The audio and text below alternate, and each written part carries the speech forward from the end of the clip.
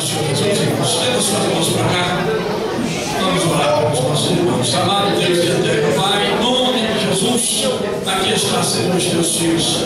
Pai, a palavra diz que os teus olhos, o teu espírito, invade a alma, recolhe, Senhor, no coração. Sabe como eles entraram aqui nesta noite que precisam.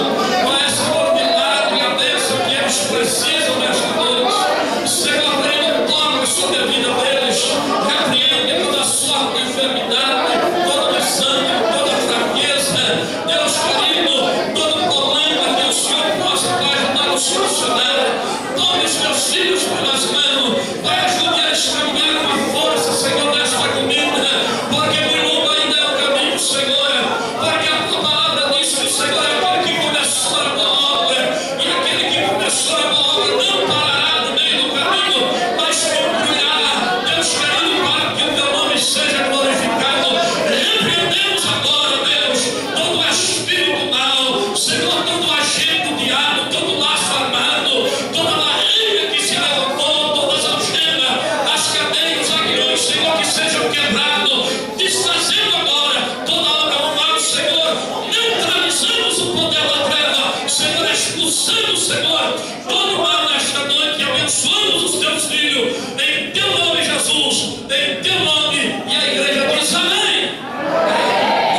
Amém. Sejam abençoados em nome do Senhor Jesus. Amém. Eu quero convidar aqui o nosso irmão presbítero Benedito. Ele vai orar para a glória do nome do Senhor Jesus. Amém. Senhor a todos, vamos orar, igreja.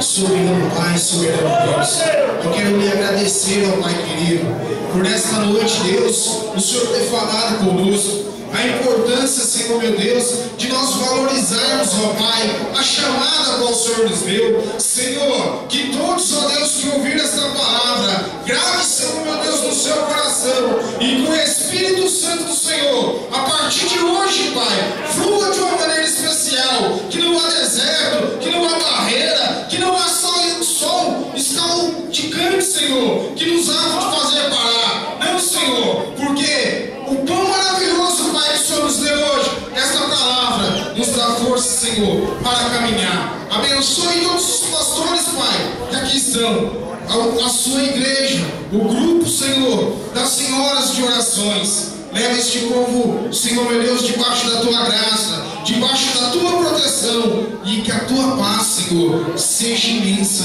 sobre os nossos corações, em nome do Senhor Jesus. Amém. Em nome de Jesus. Eu quero agradecer os obreiros da igreja, pastor Hugo, pastor Roberto, nosso irmão operador Adilson, nosso irmão operador Miguel, que está lá fora, olhando ali os carros, guardando ali, não faz nada.